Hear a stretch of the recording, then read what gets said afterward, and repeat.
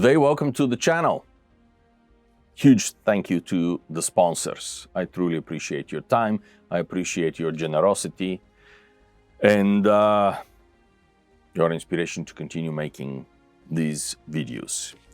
Today we're continuing with literary characters in the form of ships and shipwrecks. In this case, it is a vessel that I strongly suspect all viewers of this channel have heard about. It is no other ship but the Surprise, His Majesty's ship, the Surprise. And there is an outstanding book by Brian Lavery. I'm hardly telling you something that you didn't know, that everything that Lavery wrote is worth owning and reading. He is an incredible scholar, plus a truly fine gentleman. I have had the privilege of meeting him many, many moons ago. But without further ado, the painting here of the ship is by Geoff, and all the other illustrations inside this are Geoff, the same gentleman who painted the covers for the initial publication of the Jack Aubrey series. Incredible painter, incredible artist. Quite frankly, I think that Peter Rindlisbacher is every bit as good as he. Were I ever to write such novels, it is Peter Rindlisbacher that I'll ask to paint for me the covers. Not that there is any danger whatsoever of me writing such novels, but, you know, just decided to throw this in. As far as the history of the ship, this really is an interesting vessel because it is a mixture of reality and mixture of Patrick O'Brien's invention. The ship as such absolutely did exist, which is what pretty much every viewer on this channel probably is aware.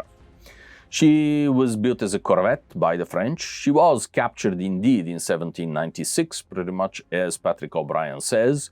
At the time of the capture in the Mediterranean, she is known, I think it was the Thames who captured Unité, but don't quote me on that. Unité was carrying carronades once in British service, brought into British service. And this pretty much is where the real ship and the fictitious frigate start separating their ways. First of all, Patrick O'Brien points out that Jack Aubrey was a midshipman in her, but considering the timing, Jack is already a lieutenant in the Battle of the Nile. This ship had been in service only about a year. And shortly around that time, she moves to the Caribbean, but Jack is in the Mediterranean serving with Lord Nelson at the Battle of the Nile, for we all remember that he periodically, on very formal occasions, did bear the Medal of the Nile in his coat on the left-hand side. So the timing is somewhat odd. There are 2 or 3 places in the books where the timing and the history just do not perfectly match. And in some places, towards the end of the series, O'Brien himself acknowledges that he has reached the stage where he has to, in order to fit the stories in the historical record, he has to put something along the lines of 1813A, 1813B, 1813C, etc. And this clearly also fits the earlier period. Be as it may, this is Jack Aubrey's favorite ship, as we all know. This is a ship where he had been a midshipman. This is the ship where he had been marooned at the masthead for yet another misdemeanor of different proportion. He has done most of his reading at the top of the mast of Surprise and had, in fact, carved his initials in it. And in the third of the novels, he takes Stephen Maturin all the way to the top of the mast to show him where the juvenile Jack Aubrey had carved his initials. So, what about the real ship? Now, parts of the stories that O'Brien weaves into his books of what the ship actually did are perfectly true. The most famous of the actions, of course, is the recapture of Hermione. Probably the best known and worst mutiny in the Royal Navy, if we accept Bounty. But If Bounty was not a vicious mutiny, and thanks to the incredible skills of William Bligh, everybody survived except the mutineers who fell out among themselves and among the natives, the Hermione was a vicious, mindless slaughter. While everybody acknowledged that the real fault lied with Captain Piggott, who had turned the ship into a living hell afloat, but had the mutineers only killed him, probably, or if not forgotten, not forgiven, at least it is likely that most would have closed their mind. The determined chase of every one of the mutineers would not have happened. However, they slaughtered even the children. They slaughtered the midshipmen in their berths who had absolutely no fault with Piggott. The mutineers killed unarmed, wounded men. So the retribution of the Royal Navy followed them, and the final among them were captured when Captain Broke captured famously the Chesapeake. Returning to Hermione. Hermione was surrendered to the Spaniards and was fitted out in Spanish service. She was protected by more than 300 guns, was deep up a harbor on the north coast of South America, on the Caribbean coast of South America, and it was known that she is getting ready to sail. So Captain Edward Hamilton of the Surprise was sent to blockade the ship. He was running out of time, he was running out of provisions, he was far worse, running out of water. So he recognized that sooner or later he will have to abandon blockading the port, but it went against his grain to let the Hermione sail under an enemy flag. So he cut her out. Now this is where I have always thought that this is a higher level of achievement, to sail into the mouth of a harbor that has guard boats rowing, that has more than 300 guns, and these are served by Spaniards, not by Tripolitan pirates, to attack a ship that is perfectly well prepared and expecting attack, and you have about 100 men, you're attacking a ship that has more than 300 men aboard, including soldiers, not to mention all the supporting infrastructure, to win the battle and to tow and carry the ship out, not burn it, not destroy it, but actually recapture it and cut it out. This is something that can happen only in literature or in the Royal Navy. With all due compliments to them, this part is really the great achievement of Surprise. And it is perfectly true. The story as described in the books on a number of occasions, as described here in this book with the appropriate documents, it really did happen. It is amazing the things that were happening in this period.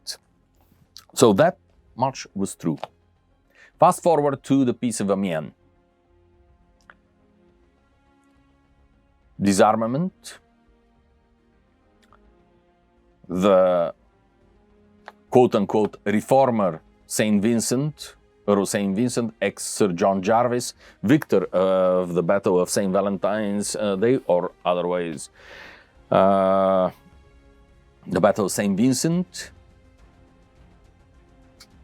is First Lord of the Admiralty. He concentrates on reforming the dockyards. He does not understand the concept of changing prices. He's not an economist. So, well, not to put too long a story and not to get too sidetracked with this, he is an utter catastrophe as an administrator. The Royal Navy, it will take years to recover from his ill-advised attempts to reform the services. When the war finally renews within a year, and a little over a year, the Royal Navy is not prepared. The dockyards are completely empty of timber. And that is another very interesting story that I'm currently chasing for a completely unrelated subject, the book that I'm writing. But in real life, that is the end of HMS Surprise. She sold off in 1802 and sails into oblivion from there. Whether she was converted into a merchantman, whether eventually she was broken up or lost, or what happens, is off the record, but she never again serves in the Royal Navy. In literature, however, this is only the beginning of her career. She ends up with Jack Aubrey carrying ultimately unsuccessful diplomatic mission to the Far East.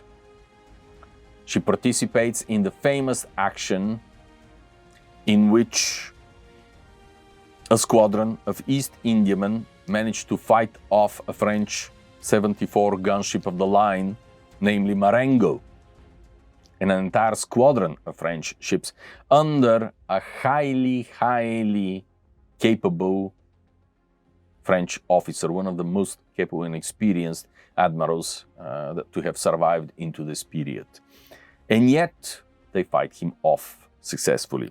And in the book, of course, most of the credit goes to Jack Aubrey and to his beloved Surprise, the favorite ship that he ever commands. Then she disappears from the novels, and we do not see her again until very late into the series. From the third novel, we do not see the Surprise again until they're sailing again in the Mediterranean, but this time Jack Aubrey is in command of a 74 gunship of the line. He's a senior commander. The wonderful days of frigate actions are gone.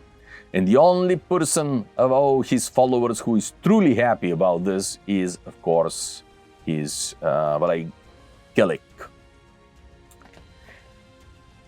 Fast forward to the middle of the novel, Jack Aubrey has managed to damage his 74 gunship, which is reputably one of the 40 Thieves, so-called, because a badly built vessel.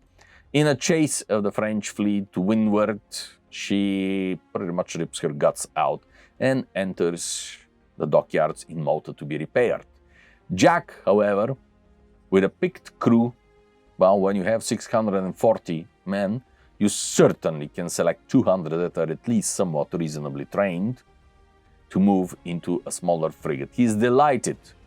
He gets back to his beloved Surprise and pretty much will stick with her for the rest of the series. In one way or another, in one convoluted sequence or another, he sails with her. He fights 2 Ottoman vessels successfully. He eventually circumnavigates the world with the Surprise. Well, actually, no, he didn't circumnavigate the world, but he chases an American frigate into the Pacific Ocean, which, of course, is the far side of the world. Eventually, we all know Jack is kicked out of the Navy for something he didn't do, as per his inspiration, Cochrane, who may very well have done it, in fact, rigging the exchange. But this is where real history and novel sort of catch up, because Surprise is sold out of the service at about the time when Jack is on the beach moaning and groaning. Stephen Maturin, for once well into good funds, purchases the ship, converts her into a privateer, hires her back to the Navy, and places Jack Aubrey in command and chases him out to sea, figuring out that this is the only way to keep him sane and out of further trouble. As we all know, Jack, with the Surprise, cuts out a French frigate, a 32-gun larger frigate, gets heavily wounded, is famously reinstated into the Navy, sails on yet another diplomatic mission into the Far East, into Borneo and that area of the world, and, rather in a contrived sort of way, he returns to Surprise after an careful officer wrecks his current commander Diane, and for the rest of the books, pretty much for the rest of the books, he is sailing long novels into the Pacific with his favorite, beloved ship, HMS Surprise. So the real ship has a completely different history from the one in the novels, but the ship did exist. It was real, and at least some elements of the history of the ship do match. In British service, the Surprise, however, is armed with carronades, while in the novels she is armed with 12-pounder long guns, although in one of the novels they are 9-pounders, as they probably would have been. Subsequently, they are 12-pounders. There are a couple of such inconsistencies in the novels. Polycrest initially is armed with 32-pounder carronades, but further in the novel, she is with only 24-pounder carronades. So, yes, even the great O'Brien could make the odd mistake now and then, and inconsistency. It does help to reread your own work now and then. But this is the story of Surprise, and there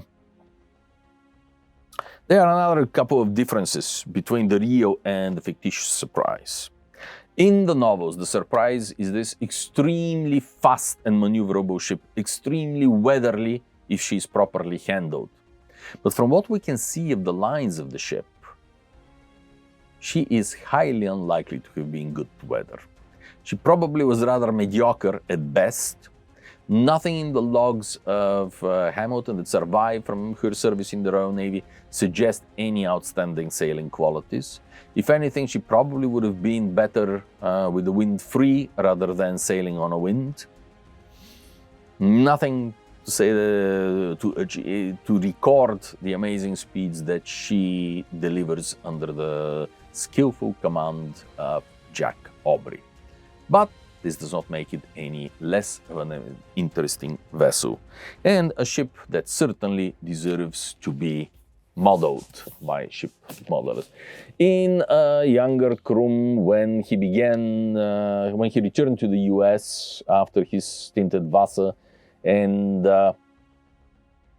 rather fondly imagined that he will have all the time in the world, being single and living on his own, he naively believed that he will be able to build ship models after lectures and after work, and had the beautiful, brilliant idea of building models of every single one of the Jack Aubrey ships. Well, that has not happened. That will not happen, but it still is a nice thought. So with this, ladies and gentlemen, I wish you the best of time for the rest of your day. Thank you ever so much for watching. Thank you ever so much for sponsoring these videos. Goodbye.